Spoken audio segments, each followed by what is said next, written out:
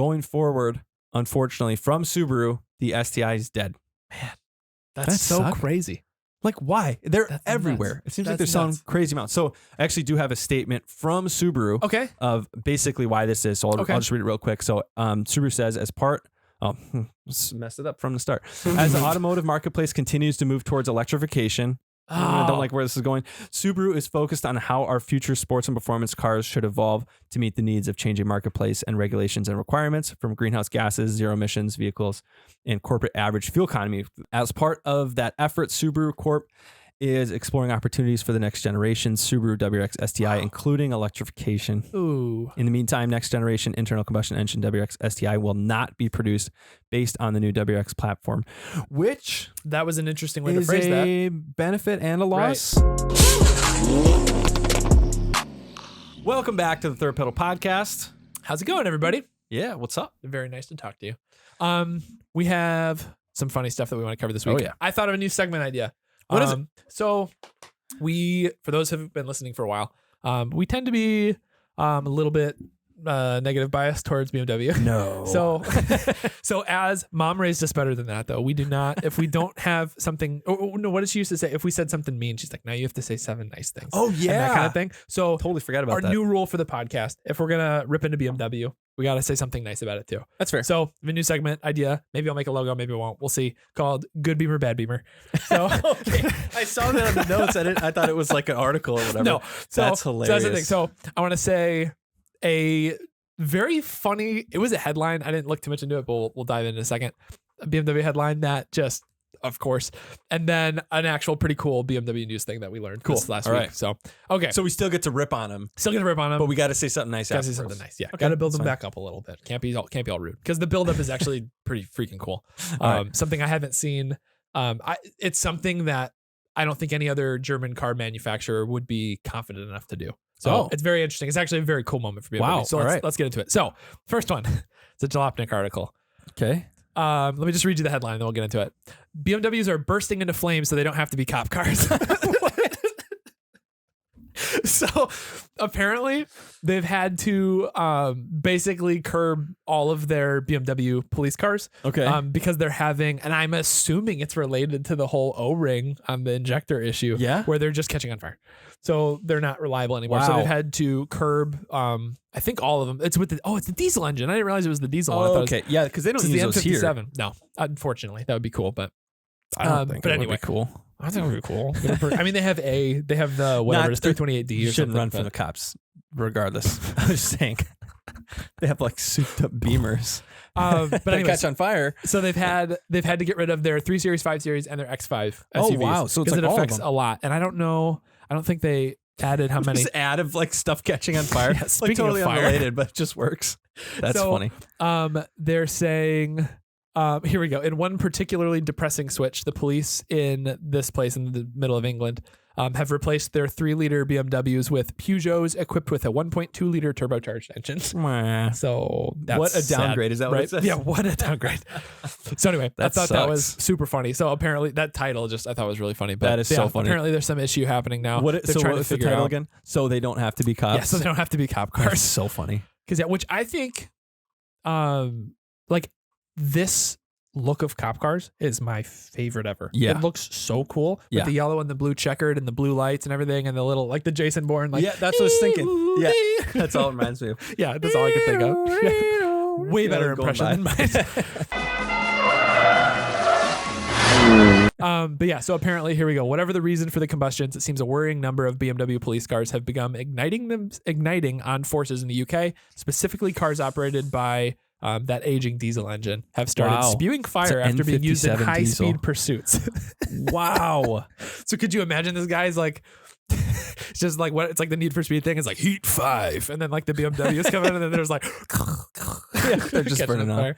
But anyway, so bad Beamer. What if it's like one of the engineers at BMW is testing out a new model, running away from the cops, and he's just like, "Oh no, they're gonna get me!" He's like, activate, burning BMW. They're burning off. It's like, yes. Oh my god, It's like some conspiracy hideout. that's BMW's version of Dieselgate. Yeah, right. Oops. That's their Clicked an Dieselgate. article. It was the diesels. The Volkswagen, and these ours doesn't explode. I don't know what the heck accent They're that both was. German too. Right? They have the same accent. America's just over here like RV8s don't do that. V8 in it. Yeah. So anyway, bad right. Beamer. So Bad Beamer? let's build them Good back Beamer. up a little bit. Good Beamer. I think you saw this announcement too. BMW has officially This is sick. brought Alpina Performance on. So they purchased it. They purchased the brand, and they're going to be co-oping. So it's always been. This caused me to look it up a little bit because it is a weird relationship. Because like apparently, Alpina started. Let me see. I looked it up in here. They started in the 60s building a dual carb for the BMW 1500. And then they were just a BMW tuning company. So they were essentially like, I mean, they were like an IROS Motorsport, honestly. They were like that type of a thing where they were just trying to get, parts and so they would have like the BMW 2000 Alpina. And it was just something they would enter into like races and stuff like that. So they were a performance company. And then somewhere along the way, as they were maximizing the power, they started like adding things to the interior, adding things to the styling, things like that. And they formed this weird relationship with BMW where they're not like a manufacturer, but BMW allows them to create and license and sell a modified version of their vehicle. Yep. So what I think is really cool is, so this is like a grassroots thing. This is just like it's honestly like, I don't know how to say it, the Ralph Welt, like wide body thing for Porsche. Yep. It's something like that, but I think it's so cool that the OEM purchased it so that they purchased it now and acquired it. I think it sounds like it's still going to be run similarly. Well, it must have been so popular. And I didn't same thing. I saw the title. I started researching it. I didn't actually know that it was a completely separate company. Yeah. Like I thought it was just another lane of BMWs. Like they do like a trim level. Yeah. Something, this edition and other cars do that too.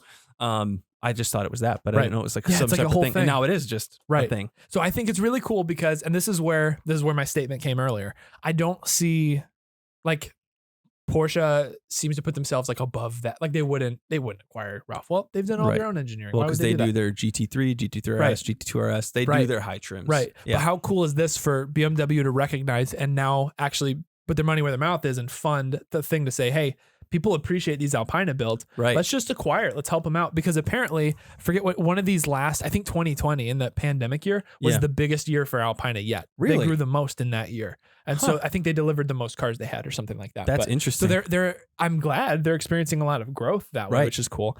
Because I guess right now I think they do a 5 series, a 7 series, and then the X5. I think they have Alpina. They're just clean too. They're really nice. So looking. the statement I got out of the stuff that I found is that they're like niche, like why they've become valuable is because they tune the maybe more base model cars. They're not taking an M car and making an Alpina. They're taking a regular 540i or whatever the model is now, and making an Alpina edition where it's got performance and horsepower close to an M car. Exactly. So they're making it basically an M car, not quite as much, but then also increasing the luxury part of it as well. So it's a more comfortable, more luxurious, but then higher performance and everything as well, which is a really cool mix. Like normally you get a tuning company, say like for Audi, Volkswagen, it's like APR is a really big one. Right. They're focused strictly on horsepower. Right. You don't have like the APR edition, like super high quality Italian leather stitched seating, or like electronics or like other stuff like that.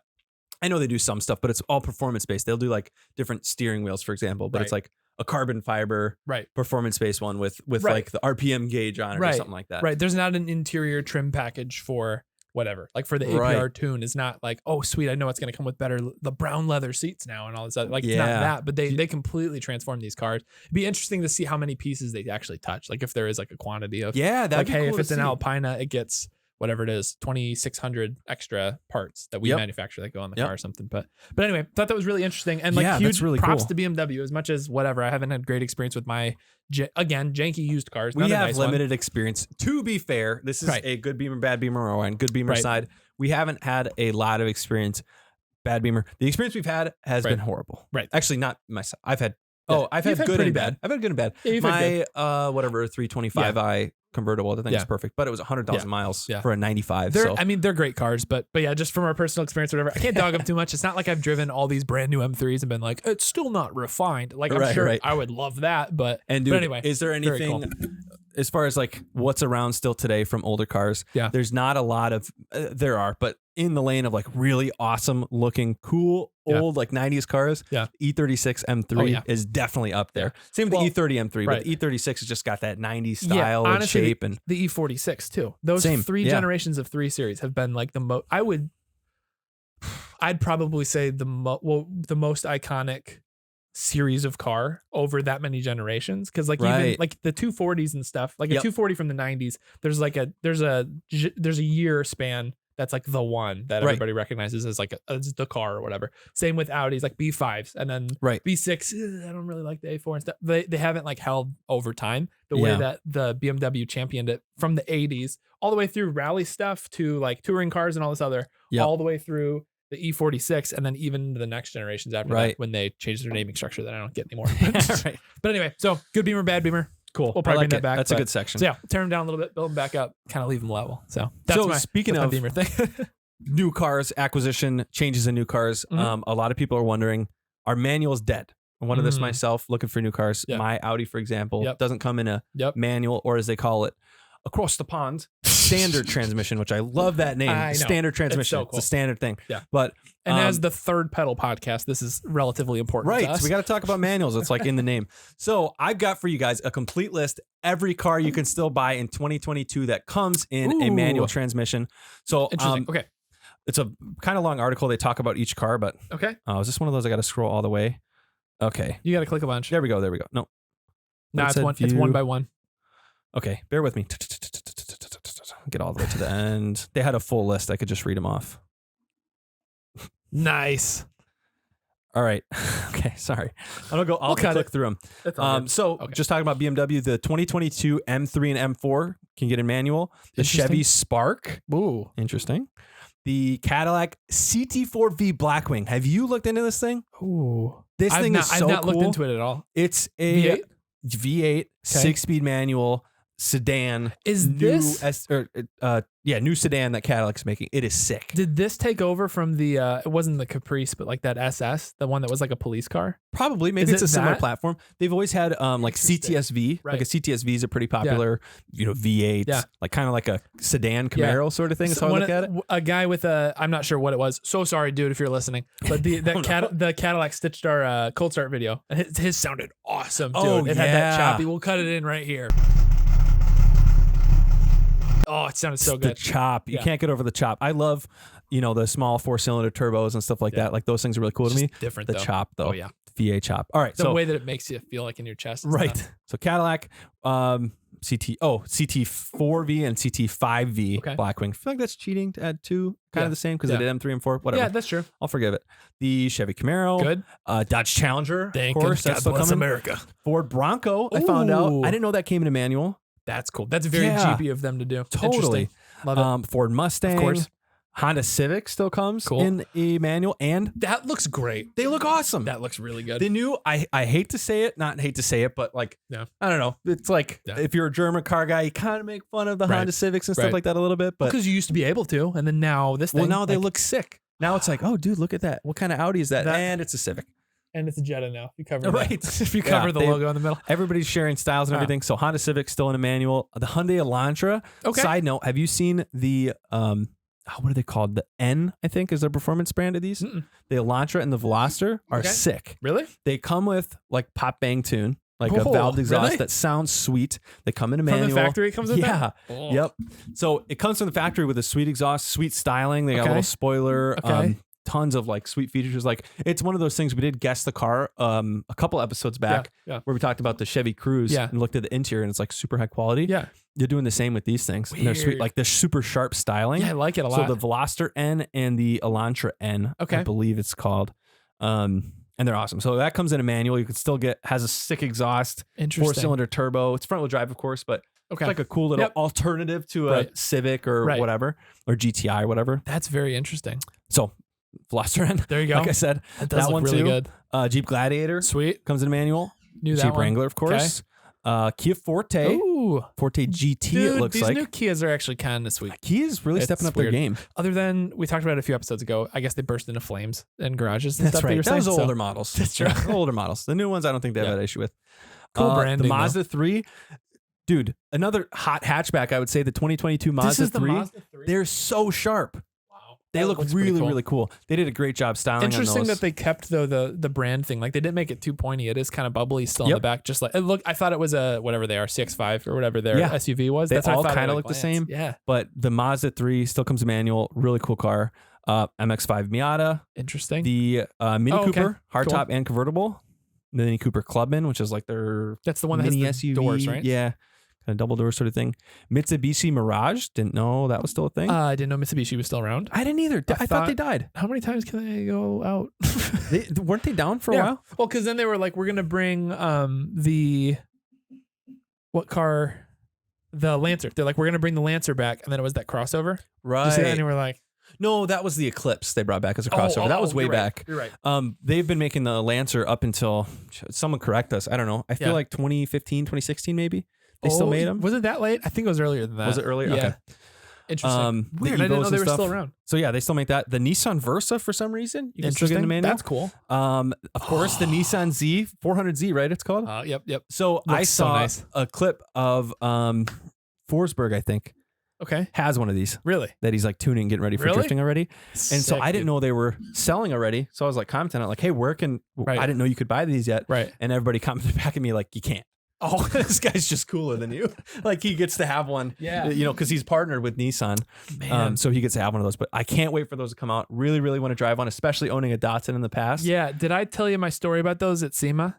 I was at SEMA this last year, and I was there to set up our booth and stuff for the company I work at, and then I got to spend a day walking the show, kind of seeing what all these other brands are bringing. So I had a few cars that I really wanted to see. Really wanted to see one of these in person. Yeah, dude, they're so cool. They're like just the right size. They didn't make it like too bulby or too big or anything. So similar to like a 350, 370 kind of size. Yeah, exactly, Nice. same size. So we're like walking around and I see it sitting there and it's in the yellow that they debuted it at. Yeah. I'm like, oh, sick. And I went over. I have pictures. I'll put the pictures in here. Yeah. So that's sitting there. And I'm like, man, this thing's gorgeous. And then look to the right and in the booth, they've got an old 240 too, a fully restored Datsun 240 sitting there. And so they're both sitting next to each other. And I'm like, oh, so cool. And I took a picture for you. I'm like, oh, he's going to love to see this thing. And then I just like I took a picture of it. And then I was like, there's a lot of people over here. Yeah. Like, why is there so many? Like there was a line, but I couldn't figure out where it was going. And then I saw there was like a group of like 4 people like sitting pretzel legged, like crisscross applesauce style, just sitting like next to the car by the front wheel, just sitting and talking, just chilling, and hanging out, just hanging out. Yeah, literally just talking. It wasn't like weird regulated anything, just talking. And I'm sitting there looking, and all of a sudden I like walk around, and there's a guy like with his back towards me, and then a couple others. And I walk to the side, and I'm like, "That's Han from Fast and Furious." He's just sitting there chilling. Yeah, well, it's probably his 240. It is. It's the one that he built. But he's just like sitting there, just hanging out, and it was. That's awesome. It was the only word I can think of. It was really adorable because there was like. Just a bunch of us's in line, and then you'd like get over there and then sit down next to him and just like talk to him and stuff. And he was just hanging out, talking, signing stuff. But it wasn't like a celebrity. It was just like he wasn't at his booth like charging for signatures or whatever. Like people were as excited to see his car, and he was excited to show off his car, not show off, hey, it's me and I'm from Fast and Furious. They weren't playing that up. It was just look at my 240. Look at their new 440. It was so cool. That's awesome. I'll put some pictures in. It was just nuts. I was love like, seeing like it's like it's the guy. like guys from, because we all know Fast and Furious has gone way off the rails with like planes and jets and like flying cars and like space in the last one too. Yeah. What is happening? Yeah. Apparently there's another one. Fast 10 is coming out next spring, I think 2023. Oh my gosh. They're just keeping it going.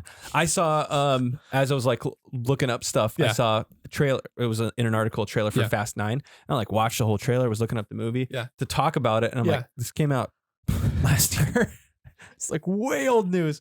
But it was like they're like, oh, we're our family needs a jet. They're like flying through space and stuff. I'm like, what is happening? They should come out with one like when they're all really old, and it's just called Slow and Grumpy.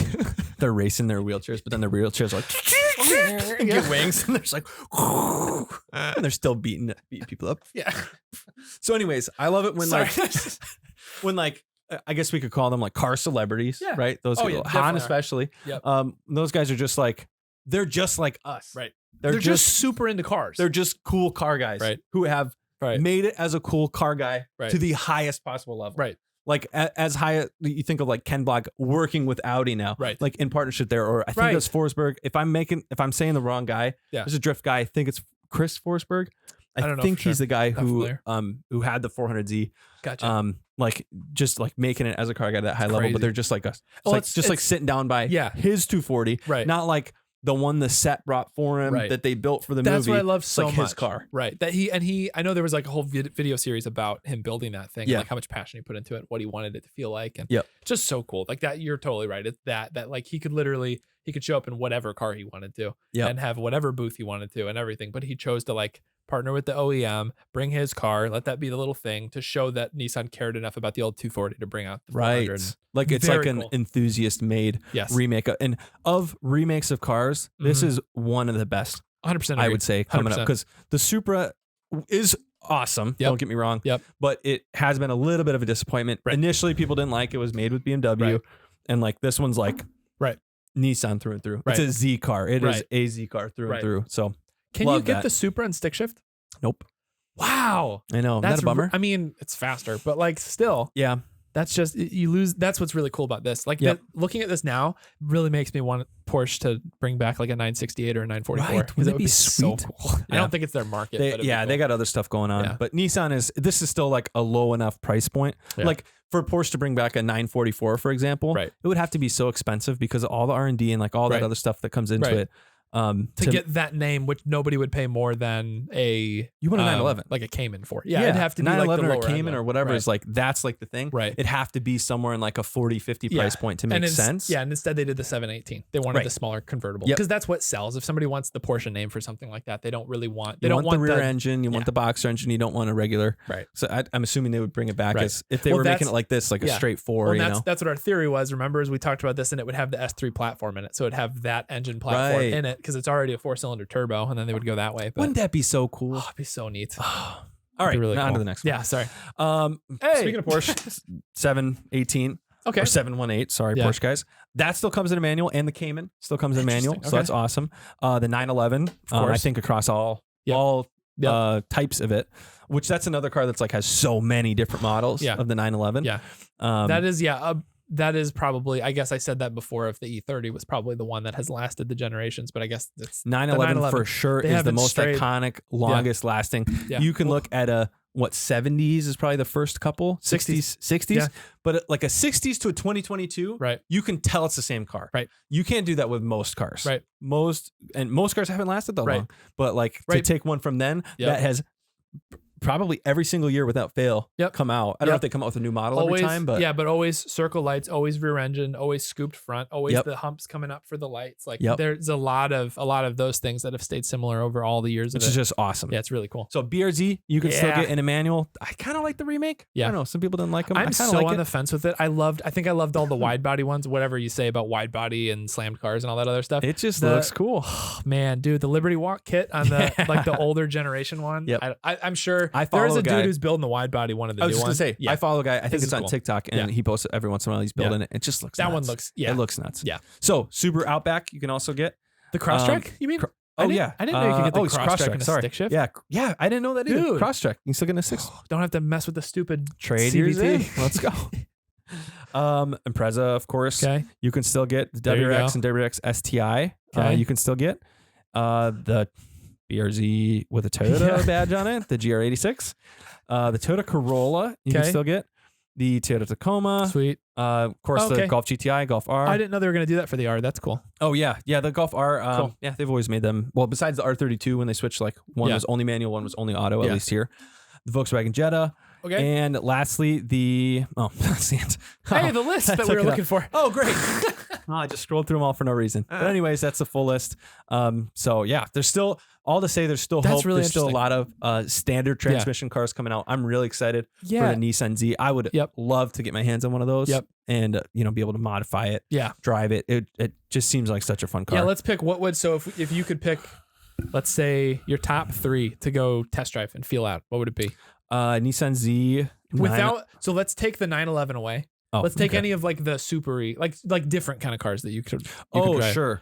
I would want to try the Bronco because I'm curious. Just because I haven't driven a new truck that's stick shift before. So I think that one would be interesting. There's my one. What's yours? Nissan Z. Okay, for sure. Nissan Z. Okay. So then my second choice, I'd love to try the new WRX. I think that would be interesting just to compare to what I drive now every day. What about you? Yeah. Golf R would be cool. I kind of have that, but not in a manual. Yeah. That would be interesting to feel like my like ecosystem Yep. of driving my car. I'm so used to it, how that would feel, how the power Yeah, how that delivery is in the translates manual. over. That'd be really cool. That would be interesting. All right, my last pick. I mean, let's give BMW a shot. I'd love to drive the new M3. Dude, M3, M4. Yeah. Feeling that in manual. I'm going to That'd be choose the Mitsubishi Mirage just because I didn't know it existed still. Interesting. That's going to be fun. That would be Go fun. take one of those little guys Yeah. out. I imagine it'd be like, That it gives me the same. you Yes. know, like, It gives me the same as that weird the C88 or whatever Porsche Right. that we looked at. Like it Yes. gives me the same. Yeah. Like it's probably not. It's definitely not fast, but it would be like an interesting experience. like this but, is such a funny title. Right. 2022 Mitsubishi Mirage. Like just It's like to see that. 2003 called. It wants its car back. Right. Still make it. Oh, that's funny, dude. That's So, really cool. That's interesting. Okay, so we got one of all those things on that list that unfortunately isn't going to be around longer. So they mentioned the WRX and the STI still come in manual for 2022. Yep. But going forward, unfortunately, from Subaru, the STI is dead. That's That so suck? crazy. Like, why? They're That's everywhere. nuts. It seems like That's they're selling nuts. crazy amounts. So I actually do have a statement from Subaru Okay. of basically why this is. So I'll just read it real quick. So Subaru says, as part... Oh, messed it up from the start. As the automotive marketplace continues to move towards electrification, I don't like where this is going. Subaru is focused on how our future sports and performance cars should evolve to meet the needs of changing marketplace and regulations and requirements from greenhouse gases, zero emissions vehicles, and corporate average fuel economy. The CAFE, just There too it cool is. of a name for something that sucks. Really? So that's what you were talking about last episode Yep. with the corporate average fuel economy. As part of that effort, Subaru Corp is exploring opportunities for the next generation Subaru WRX STI, including electrification. Ooh. In the meantime, next generation internal combustion engine WRX STI will not be produced based on the new WRX platform, which That was an interesting way to is phrase that. a benefit and a loss, Right. right? Because the new WRX platform, I don't like. Yeah. It looks weird. Right. I mean, it might as well be a Civic. Right. That's what it looks like. Right. It looks like a last you're totally gen right. Civic or whatever. You're So totally right. I guess it's not the worst front thing. end looks kind of cool, but then the rear end, it just looks like a Civic. It's like 100%. moving more towards crossover, which Yeah. is like really scary to see any like Yeah. cool performance sedan that's Right. like moving more towards Right. that. Like keep Right. it the way it is. But they're running this huge business. Right. There's got to be some big reason behind Right. it. I'm assuming it's more to do with the emission Yeah. stuff. In one way, I appreciate it, right? Because Yep. they're not going to dumb down the STI to Right. make it fit today's standards. Right. They're saying like basically with this is like the corporate way of saying, hey, we can't make it how we want to make it. We're Right. not going to make it at all. Right. So It's the I same guess I reason get like that. the Viper would go out of production is to say like, oh, you're going to require us to have like traction control and stuff. Then we just Right. can't make it because Then we're not gonna do it. Because it is, I think it is cool too that like they're being bold enough to say that like we're not going to just limp along and keep making this and try to make Right. something else. They're saying, hey, we love the STI and we love everything that stands for. We're going to force ourselves to stop and not let us recreate it until we figure out a new way to power it and like Right. challenge. Because I bet the STI ERA is factoring into this now of that the car, the one that we went over. So this last part of this, they mentioned that not that car in particular, but they said the Subaru WRX STI and the STI brand represent the zenith of Subaru's performance vehicles, exemplifying Subaru's unique DNA and rally heritage. Good. As we look to the future, we also look forward to incorporating the essence of STI into our next generation of vehicles. So Interesting. basically like hinting forward, kind of like we talked about 3-4 episodes ago Yeah. about that one, Yep. the STI, ERA. ERA, the So electric, many letters. electric car that Yeah, the is gonna record be doing attempt crazy. one. Yeah, Yeah. going to be doing crazy time. So they're basically still saying like, hey, we're going to keep the essence of the STI, which I love they use the word zenith, the zenith Yeah. of Subaru's performance vehicles, the DNA, the rally heritage, Yeah. all of that stuff still going to Yeah. be around. But unfortunately, next gen, no STI. Man, that's really disappointing. Yeah. I really hope what that means in between the lines. I'm worried about how they said it because I hope that they don't do what M badging and S badging has become. Right. Where it's, here's the STI package and now my Forester comes with a Yes. hood scoop and still a CVT. Right. Like, I don't want that. Yes. Don't do that to me, please. Yeah. Subaru, Where it's a cosmetic package Right. and exhausts essentially. Right. So now Yeah. you get carbon fiber trim and you get all that, whatever. Right. It'd be a cool opportunity maybe for them to release a tuned WRX that's not a full STI, but it has the STI trim. Right. Or maybe where they they're called- like, you run with it. Right. Like you do the Right. performance tuning that we're not allowed to Right. release from the factory. Exactly. Kind of thing. But now it's got carbon fiber and stuff like that, maybe. Right. Maybe that could be cool, bigger brakes, things like maybe they don't focus on power, they just focus on supporting mods and And it's stuff like cool that. but- as all like I love every I think I can say this. Every Subaru model Mhm. I think looks cool. They have like a cool looking version. Except for the one with the airplane on the front. Airplane on Keep the front. Keep talking, I'll look it up. Okay. I mean, I'm talking new models. Oh, okay. Never mind. Cool. Yeah, forget that. I'm talking like every new one. Their new lineup, they all look sweet. Man, yep. So if they do go that way and they go, all right, now STI is not going to be a version of a WRX. It's going to be the maximum performance trim level for every single one. Yeah, dude. The Forester STI, didn't they make that? Yeah, over in Europe they make it. I thought they made them here. Older ones though, they made here. Yeah, older ones. Yes. Yeah, that thing was sweet. It was like a shorter SUV with the hood scoop and the turbo. It had the STI engine in it. Yeah, but it was just an SUV. So if they did, and of course it wouldn't be necessarily the drivetrain and stuff, but they're still making the SUVs in manual. Right. So if they make an Outback STI, a Forester STI, do they still make a Legacy? Yep. A Legacy STI? That would be sweet. Like, that would be like cool.